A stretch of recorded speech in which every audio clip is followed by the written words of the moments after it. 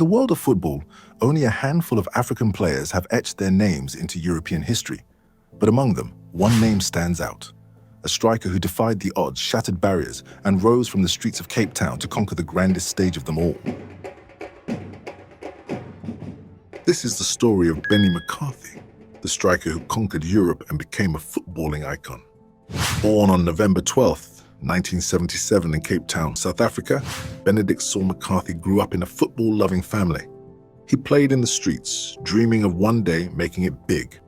But in South Africa, the opportunities were limited. His breakthrough came when he joined 7 Stars, a club in the South African League. His talent was undeniable, and in just one season, he scored an incredible 20 goals.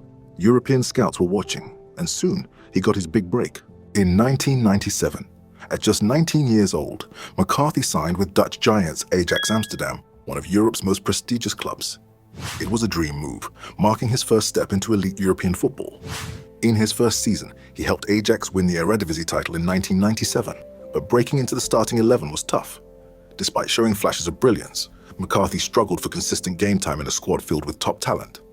After 2 seasons in the Netherlands, he sought a new challenge, and in 1999, Spanish side Celta Vigo came calling. McCarthy left Ajax for Celta Vigo in Liga in a transfer worth €6 million, a record-breaking fee for a South African player at the time. But breaking into European football wasn't easy. At Celta, he struggled for game time, scoring just 10 goals in 66 appearances. Many doubted if he was good enough for the top level. But then came the turning point. In 2002, Benni McCarthy joined FC Porto on loan from Celta Vigo, hoping for a fresh start after struggling for game time in Spain. Under Jose Mourinho's guidance, he quickly found his rhythm, scoring an impressive 12 goals in just 11 league matches. His performances were too good to ignore, and by 2003, Porto made the move permanent, signing him for €3.5 million. In the 2003 to 2004 season, he was unstoppable. He won the Portuguese Golden Boot with 20 goals, and Porto went on an unforgettable run in the UEFA Champions League. And on April 9th, 2004, against Manchester United, McCarthy scored twice in one of the greatest performances of his career. Benni McCarthy, and that is a brilliant goal from the South African. Porto knocked United out, and Mourinho ran down the touchline in celebration. He's joining in the celebrations. That season, Porto won the Champions League, making McCarthy the only South African outfield player to ever lift the trophy.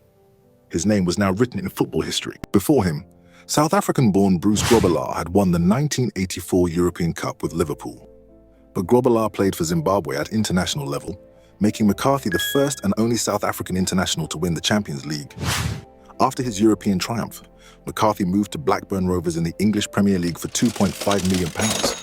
In his first season in 2006 and 2007, he was on fire.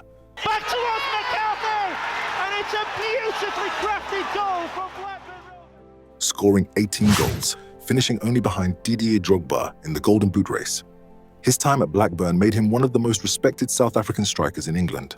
Right on to Benni McCarthy's boot. Thank you very much. 1-0. After 4 successful seasons at Blackburn Rovers, McCarthy left the club in 2010 and joined West Ham United. But his time in London was far from ideal. Struggling with injuries and fitness, he made just 14 appearances without scoring a single goal. By April 2011, West Ham terminated his contract, marking a disappointing end to his Premier League career. Later that year, McCarthy returned home, signing with Orlando Pirates in South Africa's top division. This move proved to be a redemption arc. He played a crucial role in helping the club win a historic domestic treble in the 2011 to 2012 season, scoring 10 goals along the way. But after struggling with injuries once again, McCarthy announced his retirement from professional football in June 2013, bringing an end to a career that saw him conquer both European and African football. After retiring, McCarthy didn't walk away from football. Instead, he took on a new mission. In 2017, he was appointed as head coach of Cape Town City, where he made an immediate impact. Within a year, he led the club to MTN 8 Cup glory. Can he wrap it up here? Cape Town City have won the MTN 8 final of 2018. Becoming the first South African to win a major domestic title as a coach. And Benni McCarthy claims his historic first trophy. But McCarthy wasn't done. In 2020, he took charge of Amazulu FC, a club that had never finished near the top of the league. In just one season, he pulled off the impossible. Amazulu finished second in the South African Premier League, their highest position ever, and qualified for the CAF Champions League for the first time in history. His tactical intelligence, leadership, and ability to transform struggling teams into contenders showed that McCarthy wasn't just a great player. He was proving to be a top coach as well. In July 2022, McCarthy took on one of the biggest coaching roles of his career when he was appointed first-team strikers coach at Manchester United under Erik ten Hag. His arrival brought immediate impact. Working closely with Marcus Rashford, Jadon Sancho, and Anthony Martial, McCarthy focused on improving finishing, positioning, and attacking movement. One of his biggest success stories came with Marcus Rashford, who rediscovered his best form under McCarthy's guidance. The English forward went on to score 30 goals in the 2022-23 season, his highest tally in a single campaign. Players credited McCarthy for his influence, with Rashford himself praising the former striker for his expertise and mentorship. Since Benny's come in, we've worked more as a team going forward. African football has produced icons who have left their mark on the global stage.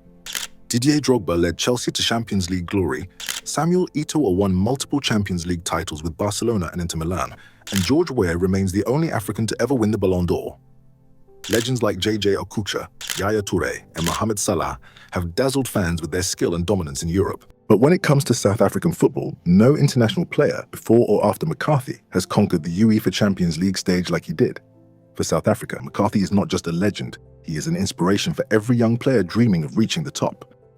With his experience in Europe and proven success in coaching, McCarthy has now been appointed as the new head coach of Kenya's Harambee Stars. But the big question remains: can he bring his winning mentality to Kenyan football? Kenya has struggled to make an impact on the international stage, but with McCarthy's experience in elite football, could this be the beginning of a new golden era? Let us know what you think in the comments. And if you enjoyed this story, don't forget to like, subscribe, and hit the notification bell for more incredible football stories.